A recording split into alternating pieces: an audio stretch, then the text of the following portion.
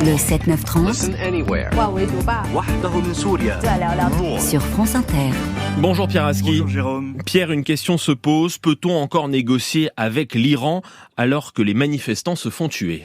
La question traverse les conflits comme les crises internes.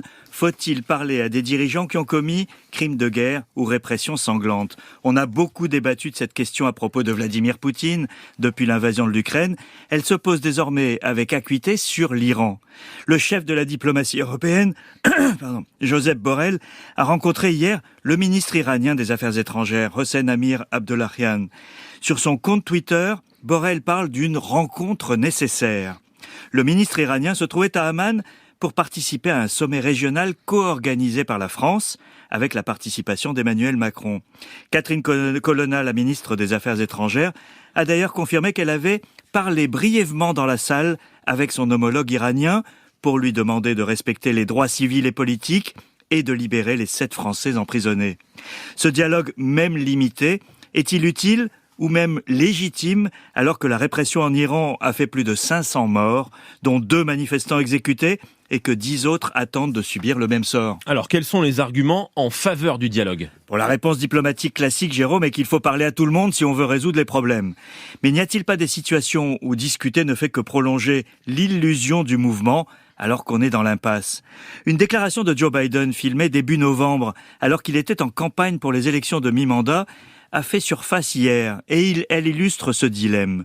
Une Iranienne américaine l'implore de ne plus négocier l'accord nucléaire avec l'Iran.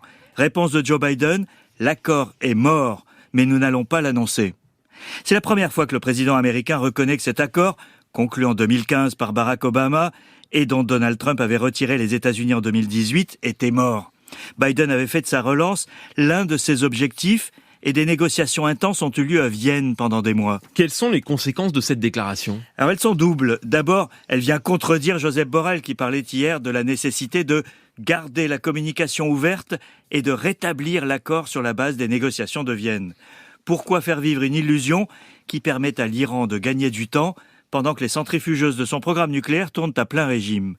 Ensuite, Joe Biden reconnaît implicitement qu'on ne pourra plus empêcher l'Iran de produire une arme nucléaire s'il le décide. Il s'approche sans doute du seuil décisif, ce qui ne signifie pas qu'il passera immédiatement à l'acte. S'il le faisait, il est probable que ses voisins de la région réagiraient avec force. Alors de quoi peut-on aujourd'hui parler avec l'Iran si le nucléaire est mort, si les moyens de pression pour faire cesser la répression sont quasiment inexistants, et si l'Iran continue d'armer la Russie pour détruire l'Ukraine ? La question devient philosophique plus que politique. Le vertige de l'absence de dialogue fait peur. Merci à vous Pierre Aski. France Inter.